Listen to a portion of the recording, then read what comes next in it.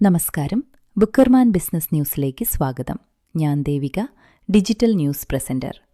നമുക്ക് പ്രധാന വാർത്തകളിലേക്ക് കടക്കാം. റിസർവ് ബാങ്ക് ഓഫ് ഇന്ത്യയുടെ മോണിറ്ററി പോളിസി കമ്മിറ്റി ഫെബ്രുവരി മീറ്റിംഗിന്റെ മിനിറ്റ്സ് പുറത്തുവിട്ടു.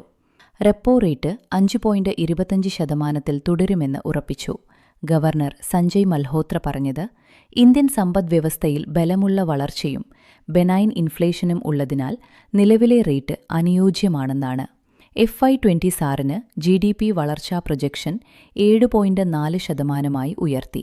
ഇന്ത്യ-US, ഇന്ത്യ-യൂറോപ്യൻ യൂണിയൻ ട്രേഡ് ഡീലുകൾ പുരോഗമിക്കുന്നത് എക്സ്പോർട്ടും നിക്ഷേപവും വർദ്ധിപ്പിക്കുമെന്ന് പ്രതീക്ഷ നൽകുന്നതായി നിരീക്ഷകർ അഭിപ്രായപ്പെട്ടു. മിക്ക MPC അംഗങ്ങളും റേറ്റ് കട്ടിന് ഇടമില്ലെന്ന് കാണുന്നു. ദീർഘകാല പോസിറ്റീവ് ഔട്ട്ലുക്ക് തുടരും എന്നാണ് ഇപ്പോൾ മനസ്സിലാക്കുന്നത്. കേരള ക്യാബിനറ്റ് IT പോളിസി 2026 അംഗീകരിച്ചു. സംസ്ഥാനത്തിന്റെ IT എക്സ്പോർട്ടിൽ ഇന്ത്യയുടെ മൊത്തം 10% വിഹിതം നേടുകയാണ് ലക്ഷ്യം.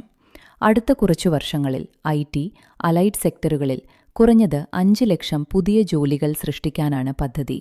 പ്രൈവറ്റ് പങ്കാളിത്തത്തോടെ IT സ്പേസ് 3 ഇരട്ടിയാക്കുക, ഡീസെൻട്രലൈസ്ഡ് ഗ്രോത്ത് പ്രോത്സാഹിപ്പിക്കുക എന്നിവയും പ്രധാന ലക്ഷ്യങ്ങളാണ്. സ്വന്തം ശക്തിയിൽ കേരളം ഒരു ഗ്ലോബൽ നോളജ്, ഡിജിറ്റൽ ഇന്നൊവേഷൻ ഹബ്ബായി മാറുന്നതിന്റെ പാതയിലാണെന്ന് മുഖ്യമന്ത്രി പിണറായി വിജയൻ പറഞ്ഞു. Global market signal. US supreme കോടതി പ്രസിഡന്റ് ട്രംപിന്റെ വ്യാപക ഗ്ലോബൽ താരിഫുകൾ തള്ളി. അദ്ദേഹത്തിന്റെ അധികാരം അതിരുകവിഞ്ഞുവെന്ന് വിധിയിൽ പറയുന്നതായി റിപ്പോർട്ടുകൾ. പിന്നാലെ ട്രംപ് പുതിയ 10% ഗ്ലോബൽ ടാരിഫ് 150 ദിവസത്തേക്ക് സെക്ഷൻ 122 ഓഫ് ട്രേഡ് ആക്ട് പ്രകാരം പ്രഖ്യാപിച്ചു. US stock market relief rally കാണിച്ചു. S&P 500 0.69% ഉയർന്ന് 6909-ലും, ഡൗ 0.47% ഉയർന്ന് 49626-ലും, നാസ്ഡാക്ക് 0.90% ഉയർന്ന് 22886-ലും ക്ലോസ് ചെയ്തു.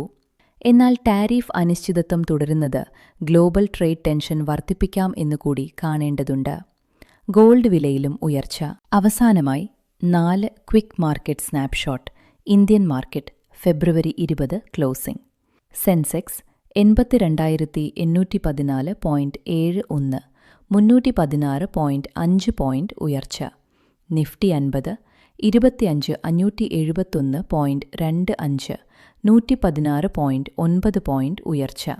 നിഫ്റ്റി ബാങ്കിംഗ് സെക്ടർ നേതൃത്വം നൽകി മിതമായ നേട്ടം എന്നു പറയാം.